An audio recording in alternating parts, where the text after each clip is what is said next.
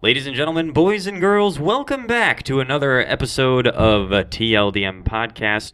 This is Alan Lennox speaking. Across the table from me is Tyler Samples, my buddy, my co-DM, my friend. Hey, man. Hey. Same.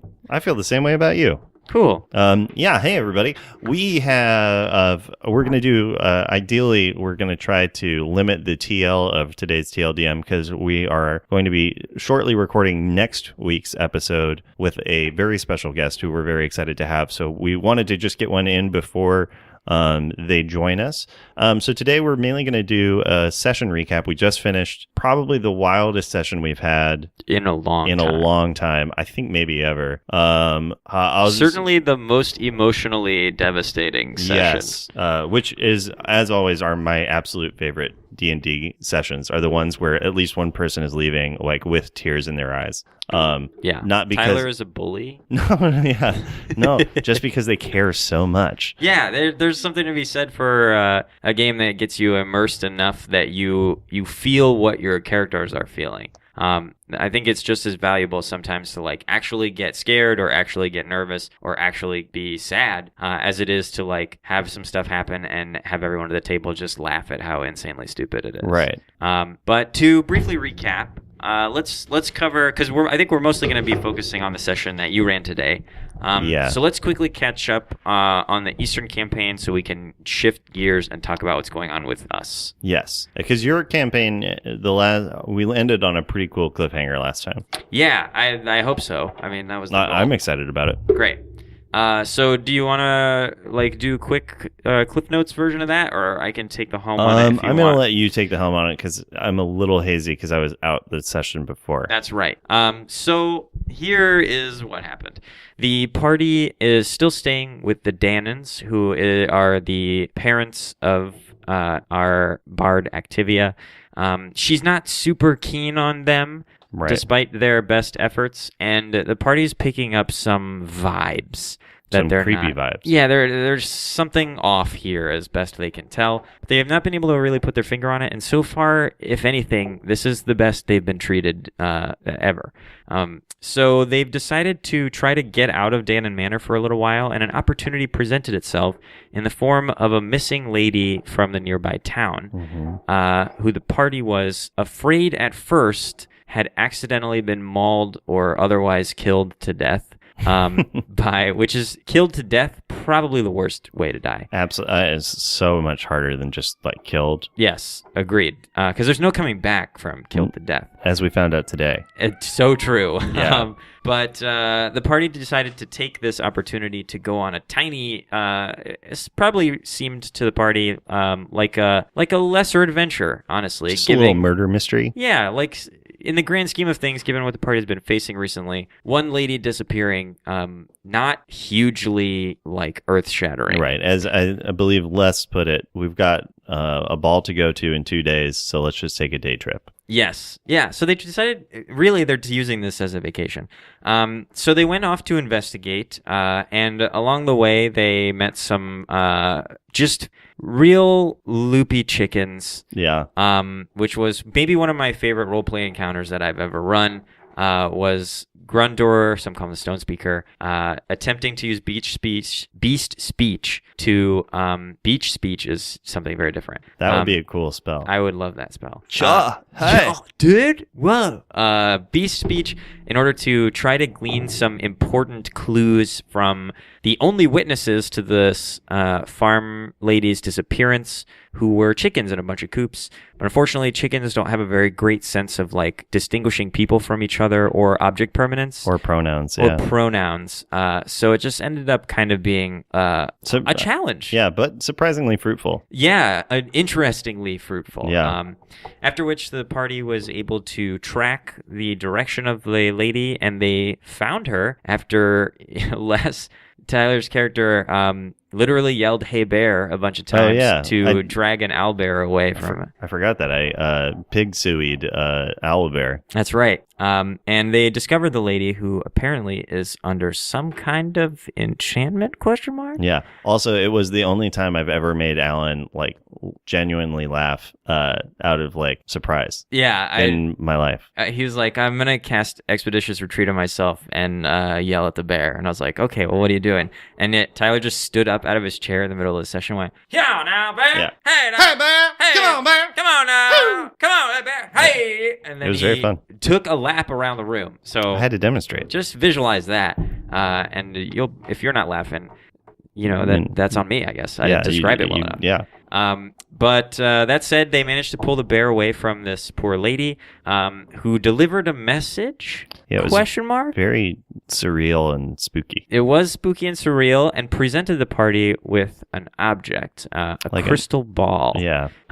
Which Les attempted to examine, but was unable to really determine what it did, aside from the idea that it's somehow connected to the ethereal plane, which I've slightly modified for our game world to include to be sort of like a quantum version of our world. Yeah. So it's a world where many things are possible, and sort of by examining them or willing them to be, you can kind of help to shape or solidify the reality of the ethereal plane. Which is fun because just as a brief sidebar, and it just as a useful thing, because in my session, the ethereal plane is entering in as well. But we didn't talk about it because it would have spoiled stuff we were doing. Yeah, which is interesting that we're both converging on it.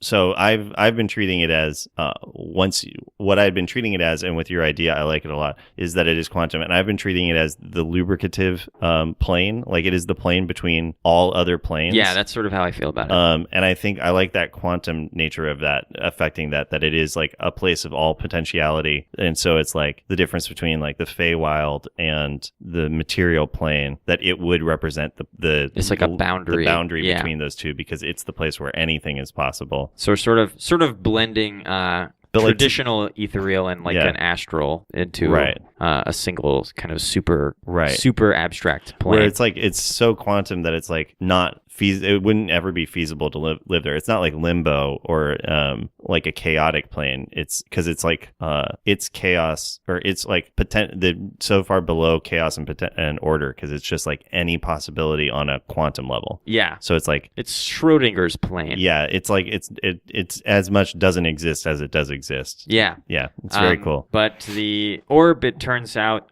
is able to sort of like warp the ethereal plane to reflect thought, or maybe other things as well. But all the party knows about it for sure is Grundor has picked it up and has somehow, in doing so, locked himself to this object, and the party was pulled into the crystal and has found themselves in a place, and that's kind of where we left off. The Grundor dungeon. Yeah, they're about to enter the world or the plane of Grundor, for lack of a better descriptor. It's like Inside Out D&D edition. It's that episode of Magic School Bus where they are all magic and they go inside Arnold's body. Ugh. Yeah, I can't wait. I think it'll be very fun. I hope so. And something interesting I'm doing about that we'll probably talk about at a future date, maybe after it's done, so we can kind of post-mortem it, is I have met with James outside of the game, and we've kind of built this dungeon,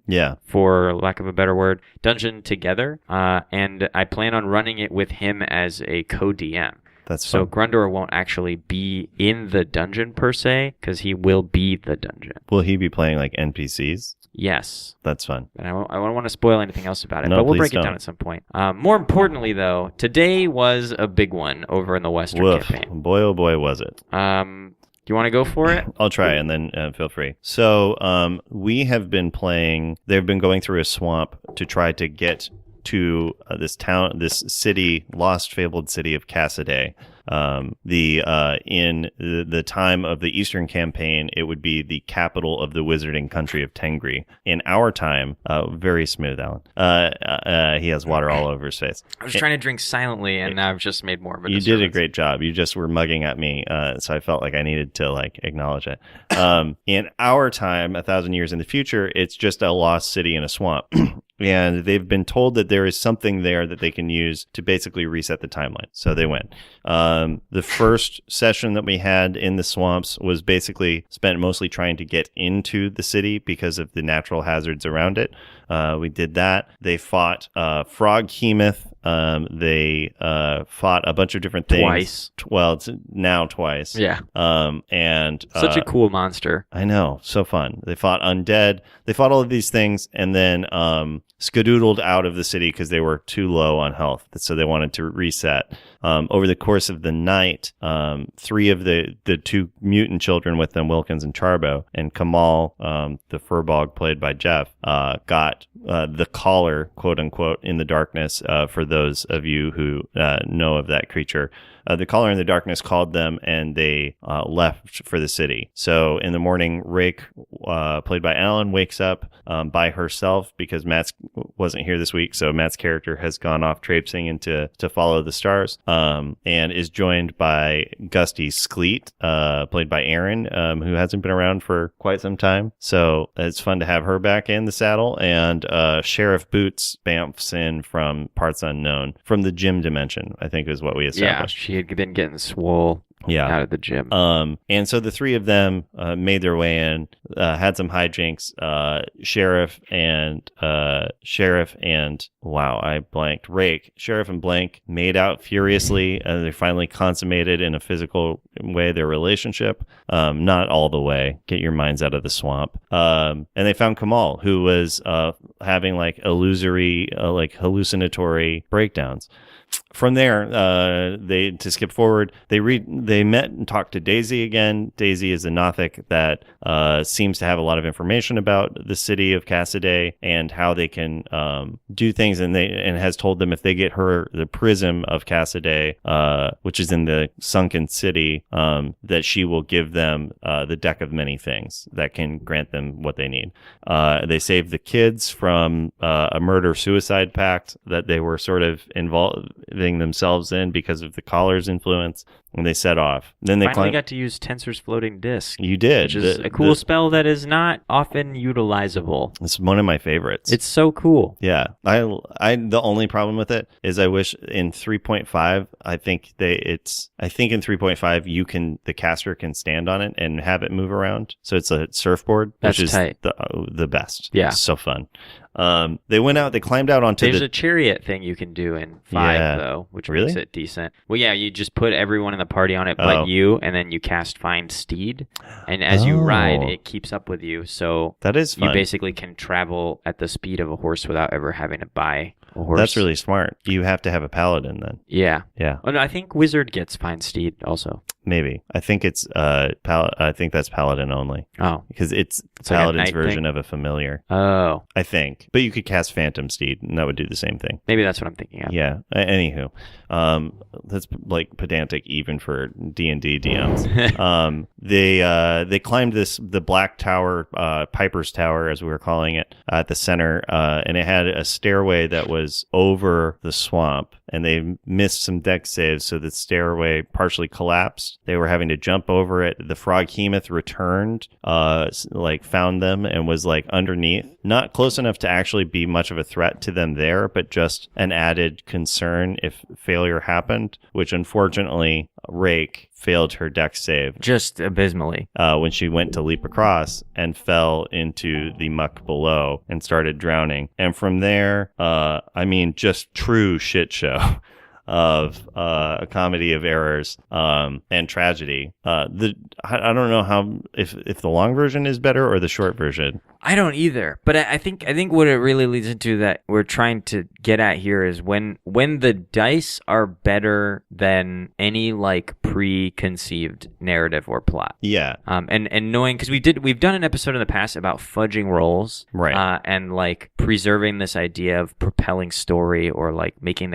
allowing opportunities and making the characters feel good and stuff. And today's session was a perfect example of tempering that with that sometimes if you just let the dice hit the table, they will push the session or maybe even an entire arc in a direction that is just perfect. Yeah. So a few things. One, Alan and I had talked this week, and Alan had said, I have a new character I'm kind of interested. I'd like to retire Rake, basically. We had talked about that and said, cool. And I had made clear, that's cool with me. I'm not going to like purposely try to kill Rake. If we find a natural point for her to, if she dies, great, or like whatever. But otherwise, I'll just leave it up to you to find a reason why she would leave the group. Because I'm not going to like go out of my way to kill a character to make room for a new character when there's easier narrative choices to do that are more on you. So I knew that Alan was okay with his character dying, but I wasn't going to fudge things towards it. It just made me less likely to pull back, like you were saying, like made me less likely to fudge rolls. You failed your dex save, so you fell 30 feet into swamp in like a belly flop,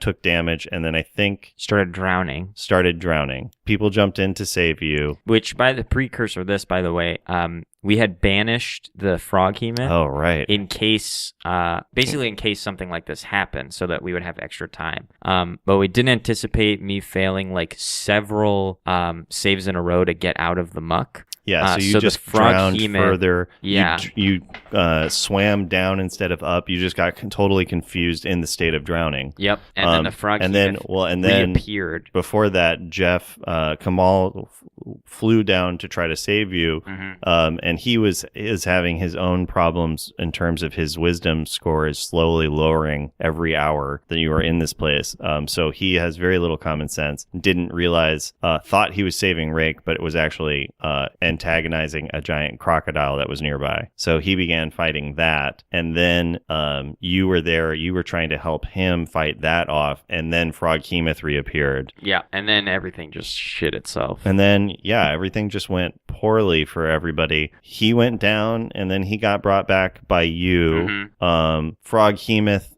grabbed you and Gusty and had you in tentacled, and then using his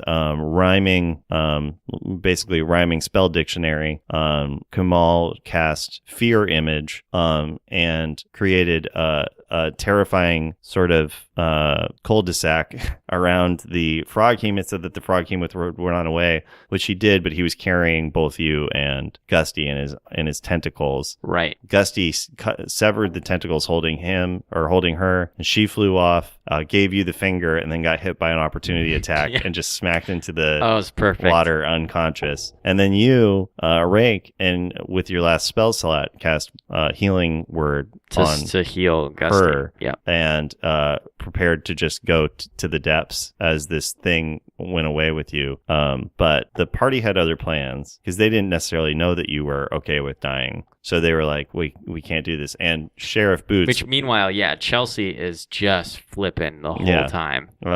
And so Sheriff Boots is trying to save you because Sheriff Boots' entire life is focused on this character of Rake. They swim towards you to try to, Kamal stops it with a hypnotic pattern. So they can't harm it. They can only try to help you. They're swimming towards it. You manage to you're trying to get free. The giant crocodile reappears, attacks at you, freeing you from the tentacle, but causing damage to the frog-hemoth. So you are in a battle between two titans, figuratively. Yeah, I'm Bryan Cranston in between Godzilla and that big bug. Man, what a fun movie. Better than people gave it credit for. I agree. I would not try to sit down and argue that it's like a masterpiece of film with anyone. No. But it definitely way more fun than I think it got. I also thought it really handled Godzilla well. And then so you were swimming. You were swimming. Gusty and Kamal were swimming to try to save you. Kamal realized he could fly still, and flew again. And that really pissed Sheriff off that he had not been doing it up to that point.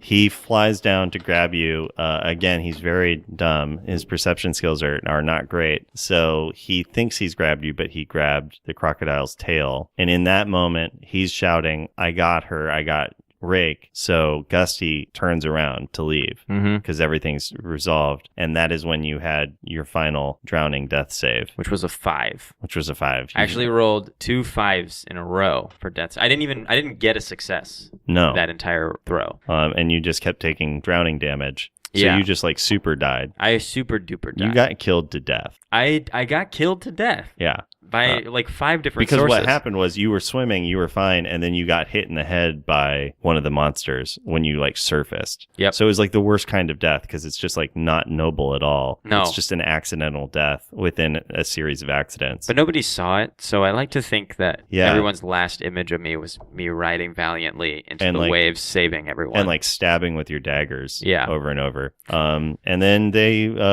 Kamal brought you back. Sheriff Boots tried to resuscitate you, but to no avail. And then all of this time, Kamal's wild magic was surging left and right because of tides of chaos and his natural fear of fire, which had some interesting results. One effect I didn't tell anybody about because there was no reason to until it occurred. And then Sheriff Boots punched Kamal to death because Kamal was at like 5 hit points and he kept trying to give her a hug and she kept punching him. And then he went to 0, which is like the danger was past. It's totally fine. But then he failed his death saves. And the only time I fudged anything because I knew what was going to happen, I didn't let anybody else resuscitate him. Which I assumed, honestly, was just mechanically a result of the collar effect. Oh, yeah. So I didn't question it at all. That's great. I was like, I don't know. This just makes sense to me that like because it seemed to be something that was affecting our wisdom stats or skills in a super adverse way. So since medicine is under there, I was like, oh, maybe that's just not a thing we can do right now. Actually, funny you should say that. I was covering before. That's exactly what it was. Oh, damn, dude. I'm so good. Yeah, you are amazing at really figuring out the little things that I like, that you carefully pre-plan. That I carefully pre-planned so well that I forget that I did them, that I think it was accidental or that I'm fudging. So he failed, and then the reincarnate spell that had been sort of prepositionally cast on him triggered on his death, and he was reincarnated as a stout halfling. Which is insane because that's what Pepron, when we flash back to Kamal's past, I played his best friend, a stout halfling named Pepron. So now, rolling on the reincarnate table, Kamal has become the spitting image of a friend of his who died like 200 years ago. Like 400 years ago. Which is crazy. Yeah, so he has now been reincarnated as a stout halfling. He's the only halfling that is in existence, and he's also the only creature that knows what halflings are because he's the last living thing to have interacted with a halfling. So he's like the rebirth of the halfling race. Yes. Which is awesome. And then that's where we met a robot. Yeah, who will be me. Yeah. Tau 047. Yeah. Yeah. Tengri Assistance Unit. Oh, 47. I love it. Yeah. I have something coming up in the next week or two that it's just a funny convergence of stuff that I'm excited to see how it goes. I'm looking forward to it. So that basically is where we ended things up. Which I like. Again, none of us rolled well at all the whole session. It was just a nightmare of d20s. But we just let them roll. And it was fun. It was weird how having a session of truly bad rolls ended up being one of the more fun and engrossing sessions of sessions that we've done. Yeah, it was interesting encountering this of how fun it is having somebody how fun it is narratively using Banish as a spell when you're in a situation where you can't just leave because it was like, we only have 60 seconds before it's back. We have to get these. So everything was under this like tick, huge tick, tick, tick, tick crunch. pressure. Yeah. And so even when you fell in the water, it's like, shit, we only have 20 seconds left. Okay, we can do this. Oh shit, this other thing is happening. And then the frog hemoth just like pops back into existence and it's just like, everything's awful. Oh, such a total panic. Yeah. And I never escaped the grapple by myself. No. Was never able to roll high enough. I failed. I think we ended up counting 8 out of 9 wisdom saves. I failed just to get my bearings underwater. So that's like 8 rounds of drowning that happened to me over the course of the session because I fell in 2 separate muddy pits. Yeah, you did. You really don't do well in muck. Like we said, didn't pass a single death row, which is like a 55% chance on each one of those. Yeah, the game truly wanted Rake to die. And it was, and we hit a point, I guess this sort of segues into character death, but we hit a point where I was on the sideline like, damn, like if I live through this, I'm going to be disappointed because it hit a point where it was so catastrophic, and I was like looking around, and Chelsea, as sheriff, was like, he was losing his mind and like locked up and sad, and I was like, damn, if my character just survives this somehow by like I don't know, plot armor, then what a sad, what a perfect opportunity this is to just like have a meaningful, like, cool death moment, right? Which I feel like doesn't always happen. As much as we're saying, like, sometimes trust the dice, it's just as likely that you just roll shitty and you fall down a pit and you die, and it's like sudden and lame, right? Well, and I think what it is specifically is like character death is only fun once people care enough about the character that like once the other characters care enough that it's like, oh shit, is that like, that's the only point when it's fun. Otherwise it's like, if nobody cares about the character, it's sort of like, well, I'll just play somebody else. Like I've been playing AL Adventurers League the last couple of weeks to really to prep for our conversation with our next guest. And it is interesting, like those players are really anxious about character death, but they're only anxious about it because they're like, I don't want to start over and have to like level up a new character. And I was like, you can kill my character, and like I don't care if my character dies, because like that's the story. That's fun to me to have like my character die because he did something that made sense to him and it didn't work. Yeah. Like, cool. That's what that's for. But like, yeah, so if Rake had died the first session that she was introduced, it would have been like, okay, lame. whatever. And I would have been like, oh shit, I'm not prepared. Like, I don't have another guy. Right. But her dying today, yeah, it is a useful reminder of like, oh, like if you had died, if we hadn't talked about you wanting to create a new character, I might have like fudged dice or like not ratcheted up the tension to be like, I don't want to just kill you with this random encounter thing. But it's like, and because like, oh, there's so much to resolve between you and these other characters, then that's exactly when a character should die. Like if a character is going to die, like it's great that they die when it's like, but we have so much stuff, like we have so many relationship things we want to resolve. It's like, cool, then that's a great place to have things change. Yeah. And do that.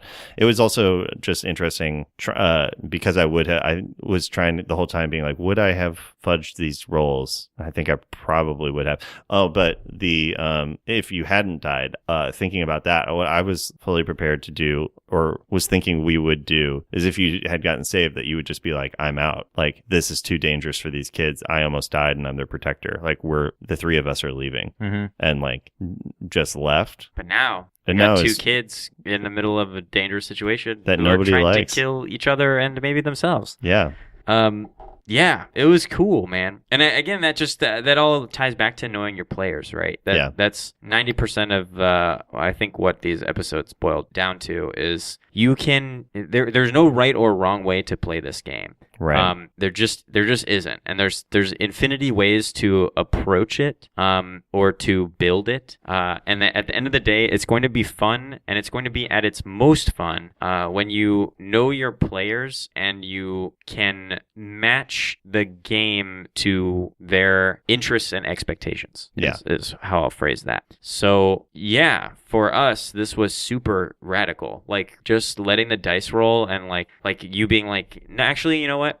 We're not going to do medicine checks. We're just going to let Kamal roll, and whatever happens, happens. And he rolled like an 8 and like a nat 1 and just died. And was resurrected. And that was super cool. And we were like, what? And the whole table was going nuts. And also going nuts from the perspective of like, we had all like watched Sheriff be so upset and frustrated that Rake died. And then a second later, a minute later, Kamal dies, and then he immediately comes back to life. But Rake doesn't. It's like, it's such a moment. Like, what a moment. Especially if because Sheriff is placing his blame on Kamal. Right. So for Kamal, of the two of them, for Kamal to be the one who comes back is just like such a sweet, like, gross, it's like salt in the wound. Yeah, it's great. It's beautiful. Yeah. But that said, like, that's our group. Like, we like that kind of shit. It's right. We like, but that wouldn't work. Like, if I was running a game,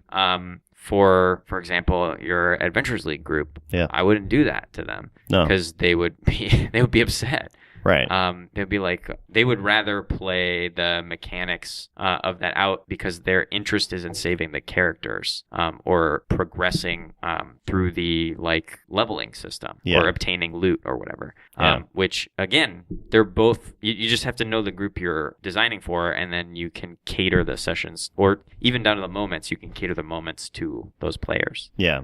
The other thing, just to talk about, because we talked about it briefly afterwards, was that thing of when you know a player wants to die, or when a player has been like, I want to play a new character, I suppose you would say, or has indicated like, I'm cool with my character dying in a session. There's always that moment that we had where, so the Froghemoth is carrying you away and you cast your last spell, and it's this like super cinematic moment, and it's like clear from your perspective as a player and as the owner of your character. It's like, I want this to be the last thing that I do. The last thing I do, and the last thing anybody sees of me is this last cool moment. And what we talked about is like the balance of like protecting that as a DM, because it's like super shitty to take that away from that player, like their cool death, but also the balance of like Sheriff, like Chelsea playing her character is like, you can't do that to me. Like, you can't not let me try, like, and being like, I don't care if I succeed or not, but like, you can't let me just like, you can't take away my narrative control over or my ability to do things. Made for a really interesting thing, because then it did get into a situation where it was like, it will be weird if you live, because then you didn't get that. And like I had already like, you'd already done your salutations. Yeah. And so it is like, it's an interesting thing trying to make that balance of like, how did you manage that? Because you clearly had conflicting interests from two players at the table, right? Yeah. And you can't really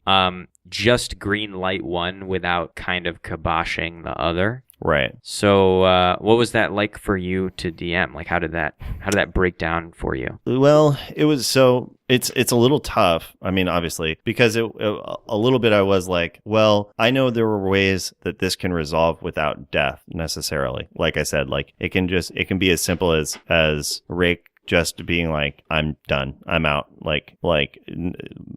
How would I take care of these kids if I keep putting myself in these situations, or any number of things. But like, I don't have any control over that, because that's a character choice. So it's also realizing like, cool, that was a cool moment. And then being like, that moment, I guess, passed because other people are doing things. So just being, introducing new challenges and stuff. And basically from that point on, making every time it's your turn, or every time something is happening to you, is making it feel cinematic, and then rolling, and then deciding either a cool, if you save, it's cool and you get another chance in the next round, but find some way to ratchet up the tension, like the crocodile is back, or like you're gasping for air. I think really the solution to it is then make as many chances to roll as possible, and trust that like failure will happen at some point. And then like, so you just make people roll for everything at that point. Because as soon as you fail or they fail, you can be like, well, that's it.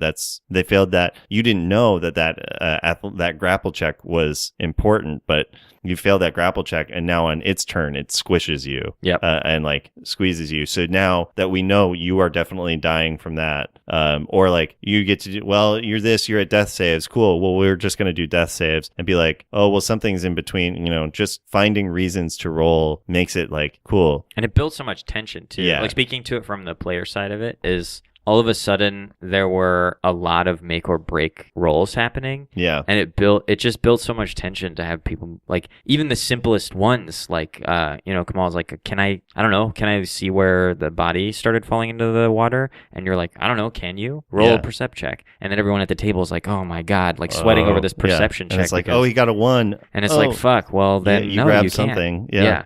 And then now it just gives so much weight and consequence to those things. And every successive roll is like, oh fuck, like this could be the one. And then it's weird because you kind of you put this feeling in you sometimes when you're rolling, where you're like, if this happens as a result of this roll, it's my fault somehow. Yeah, right. Because it happened on my, I'm gonna say initiative, but nice. I also mean it in terms of like, I made a decision as a player to attempt something, and it didn't work, and now shit, like now she's dead. She's dead. Yeah. Now she's dead. Period. Yeah. So Yeah, so I think just like roll more. And then towards that is also the thing I'm trying to also do is make people roll less the rest of the time. Like I'm trying to be mindful of like, oh, of course, like you look around, do you see anything? The answer is of course yes. Like I don't need to make you roll to look around or like, do I know that person? It's like just decide yes.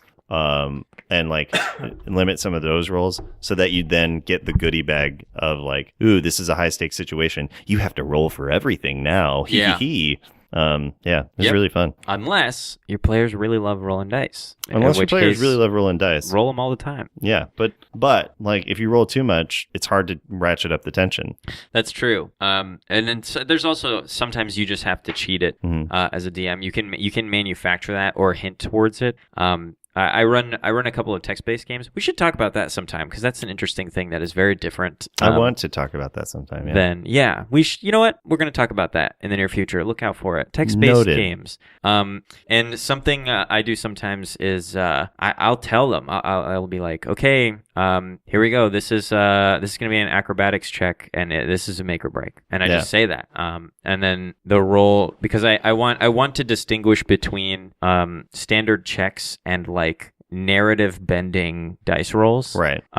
Because I think building tension, especially the way that we tend to run, you and I, which is more arc focused or like narratively focused. Building tension or creating drama is one of, if not the most important tools in our toolkit. Yeah. So I don't think there's anything wrong with announcing that a role is going to be important, or even potentially that a role could be like do or die. Yeah. Because like really ultimately I'm only DMing like dungeon crawls and like random bullshit to get to a session like today, where it's like somebody dies and somebody else is like in near tears being like, and then punches somebody at the table. Yeah, punches somebody at the table and then also kills their character because they're so upset. Kid punches them in real life and also punches them in game. It's so great. Yeah. Here's a question. Sure. Let's pull back the thing a little bit, a little extra content for our fans. Ooh, what's that? Bonus content TLDM. Alan, what was the last thought Rake had? Ooh. Well, the last thing that happened was for the first time, Sheriff used his telepathic communication ability. So tough. And all he said was fight it. You have to keep fighting it. And Sheriff wasn't able to get a response because Rake can't do that. But Tyler did allow me to bend the rules on Bardic Inspiration. So I just bardically inspired Sheriff from underwater. And I think the tune of it was sort of to a degree of Rake is reliving all of these memories of gnomes dying. Yeah. And she just sort of like thinks about Sheriff. She thinks about the two kids that she's watching over, and she just kind of dies with a smile on her face because she's already died so many times in these memories, and she knows that the life goes on, and that in some cases she's gotten to meet the people over again that she's like left behind, and she's just so confident that this isn't going to be the last time. Wow! And you know what? Those are our TLDM phrase of the week. Those are our phrase of the week. It wasn't my best.